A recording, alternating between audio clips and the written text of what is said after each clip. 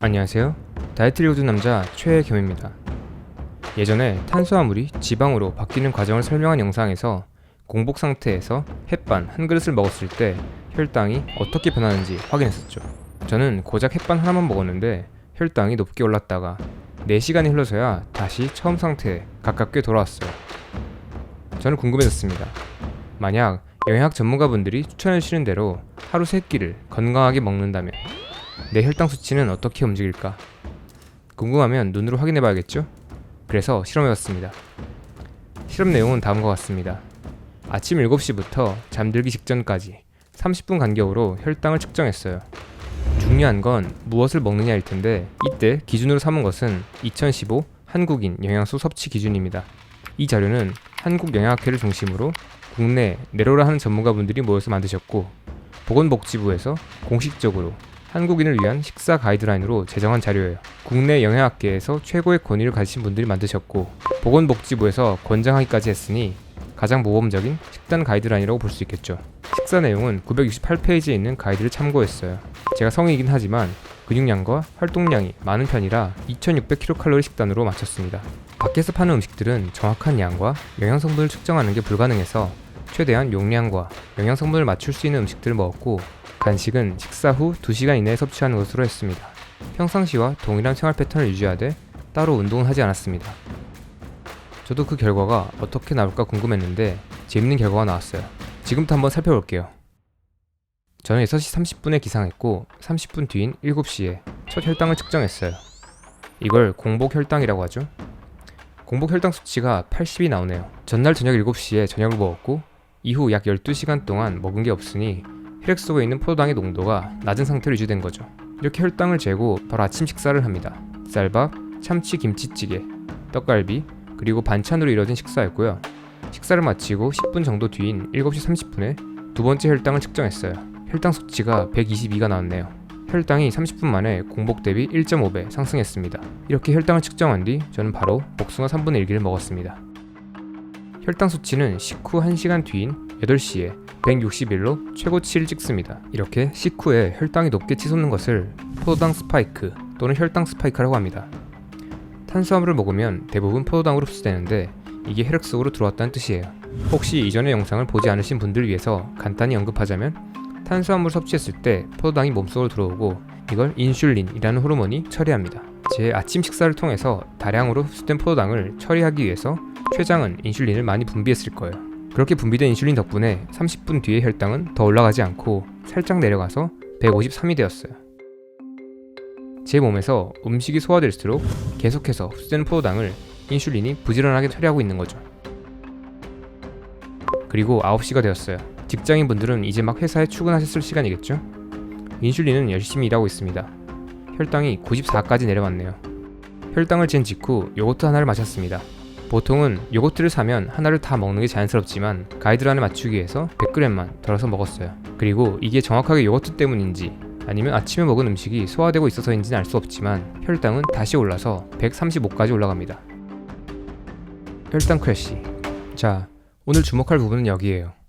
10시 반 이후로 혈당이 떨어지기 시작해서 11시 30분에는 72까지 떨어집니다. 공복 혈당이 80이었으니 아무것도 먹지 않았던 상태보다 혈당이 더 떨어진 거죠.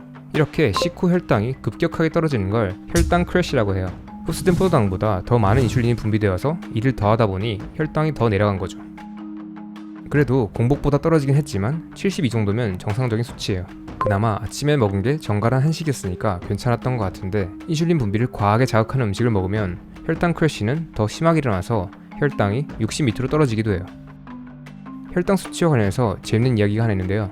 다들 아마 아침 10시에서 11시 사이 즈음에, 그러니까 조금 전에 아침은 먹었고 아직 점심시간은 안 됐을 즈음에 출출해지는 시간대가 있어요. 오후에도 비슷한 시간대가 있는데 점심을 먹고 나서 3시에서 5시쯤 약간 처지는 느낌이 들 때가 있어요. 어떤 사람들은 이때 당이 떨어진 것 같다고 표현하기도 하죠. 왜? 분명 얼마 전에 밥을 배부르게 먹었는데도 벌써 배가 고플까요?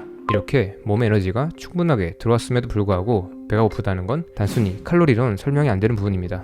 이건 식사 후에 일어나는 혈당 크래시로 설명할 수 있어요.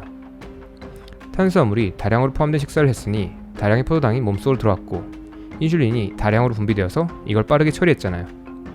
이때 인슐린이 정확하게 필요한 만큼 분비되는 게 아니다 보니까 아무것도 안 먹었을 때보다 혈당이 더 떨어지기도 하는 거죠.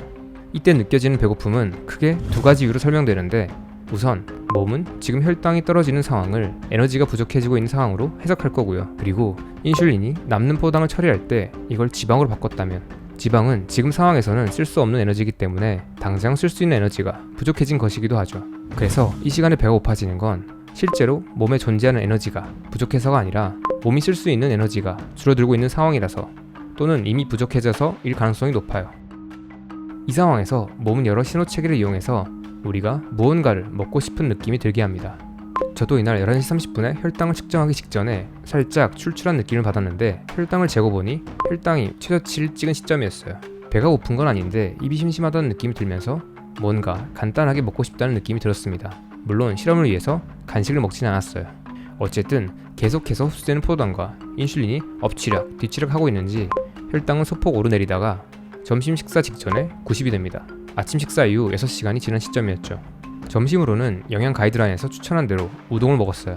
우동을 먹고 10분 뒤쯤 우유 200ml와 포도 100g을 먹었어요. 혈당은 다시 오르기 시작합니다. 1시간이 지나니 141까지 오르네요. 혈당은 다시 내려갔다가 올라갔다를 반복합니다. 여기서 주목할 점은 점심 식사 이후로 저녁 6시가 될 때까지 혈당이 100 밑으로 떨어지지 않았다는 거예요. 혈당은 저녁 식사 직전이 되어서야 88로 내려왔습니다. 그리고 7시에 저녁을 먹었어요. 많은 분들이 6시쯤 퇴근하시니까 댁에 돌아와서 식사를 하실 시간이에요. 식사 직전에 확인한 혈당 수치는 88이었고 혈당은 빠르게 올라서 식후 30분이 되자마자 151을 찍었어요. 이어서 분비된 인슐린이 제 역할을 했는지 혈당은 내려가는 듯 하다가 다시 올랐어요. 그렇게 3시간이 지났고 10시에 측정한 혈당은 137이 나왔어요. 저는 이때 이걸 보고 이제 곧 다시 내리겠지 했는데 10시 반에는 155까지 오르며 최고점을 찍습니다. 식사 후 4시간이 지난 시점에도 129였고 자정에 가까워져서도 쉽게 떨어지지 않았어요. 자정 즈음에는 떨어지겠지 하고 자정에 마지막으로 혈당을 쟀는데 100 밑으로 떨어지지 않아서 1시간 동안 실험을 연장하기로 했습니다. 그런데 12시 반에는 다시 혈당이 소폭 오르더니 결국 새벽 1시에 115를 찍었습니다. 이 실험의 결과를 보면서 유념해야 되는 건 두 가지가 있어요. 첫 번째는 제 혈당의 움직임이 인슐린의 분비 상태를 간접적으로 보여준다는 거예요. 혈당을 처리하는 건 인슐린이니까 올라온 혈당이 내려갔다는 건 그만큼 인슐린이 분비되었다는 뜻이에요. 그리고 주목할 두 번째는 혈당이 공복에 가깝게 떨어진 시간이 언제였나입니다.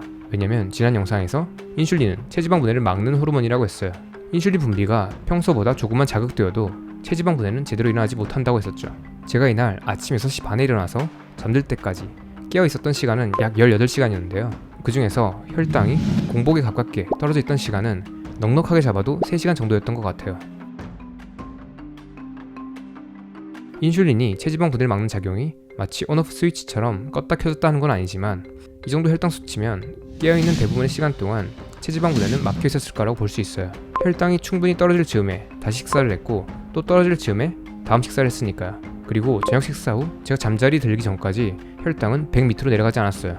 저는 굉장히 모범적인 식단을 따랐습니다. 설탕도 거의 먹지 않았고 나쁜 간식이나 음료수도 마시지 않았어요. 칼로리도 제 몸에 필요한 정도만 먹었습니다. 그럼에도 불구하고 제 몸의 지방세포는 아침 식사 이후부터 잠들기 직전까지 쉬지 않고 적지 않은 양의 인슐린에 노출되어 있었던 겁니다. 심지어 만약 제가 먹은 음식이 조금 더 혈당을 자극하는 음식이었다면 혈당과 인슐린에 미친 효과는 더 컸을 거예요. 제가 중간에 달달한 간식이나 야식이라도 먹었다면 그건 말 다 했겠죠.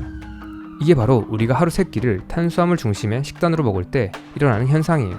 지금 주류 영양학의 가이드라인이 우리 건강에 어떤 영향을 미치는지를 논외로 하고서라도 확실한 사실 하나는 이렇게 먹는다면 우리 몸에선 지방 분해가 제대로 일어날 수 없다는 거예요. 이건 제가 게을러서도 아니고 나약해서도 아닙니다. 지금 우리가 먹고 있는 음식의 내용과 음식을 먹는 타이밍이 그렇게 만드는 거예요. 다이어트 전문가들은 오늘도 누군가 살이 찌는 게 단순히 그 사람이 필요한 양보다 너무 많이 먹거나 활동량이 부족하기 때문이라고 말합니다. 하지만 저는 이렇게 생각합니다. 이 영상을 보고 있는 여러분, 여러분의 가족, 친구, 연인 또는 소중한 사람이 살이 찐다면 그 이유의 절반은 몸에서 지방이 만들어지는 것이지만 그 이유의 나머지 절반은 깨어있는 대부분의 시간 동안 지방 분해가 제대로 일어나지 못하고 있기 때문이며 우리 몸에서 지방 분해를 막는 가장 결정적인 요인은 바로 이 체지방 분해 억제 호르몬인 인슐린이다. 이 체지방 분해 억제 호르몬을 자극하는 건 우리가 일상에서 자연스럽게 내리고 있는 어떤 선택이었던 거고 그 선택은 하루 3끼 섭취하는 탄수화물 중심의 식사입니다. 제 경험상 여기까지 말했을 때 볼 수 있는 전형적인 반응들이 있어요. 제 주장을 흘려서 듣거나 비판이 아닌 비난을 하거나 또는 화를 내는 겁니다. 아직은 이걸 받아들이는 게 좀 불편할 수 있어요. 마치 제가 말한 게 탄수화물과 인슐린이 나쁜 것처럼 들릴 수 있으니까요. 하지만 여기서 다시 한 번 더 명확하게 짚고 넘어가자면 탄수화물과 인슐린 자체가 문제인 건 아니에요. 결국 문제는 우리가 이것들에 노출되는 맥락과 노출되는 양의 문제라고 생각해요. 저는 제 주장에 책임을 질 겁니다. 책임을 지기 위해서 제가 해야 되는 건 탄수화물과 인슐린에 대해서 제가 알고 있는 것을 여러분께 전달해 드리는 거라고 생각해요. 자세한 이야기는 다음 영상에서 이어집니다. 다이어트를 고른 남자 최겸이었습니다. 감사합니다.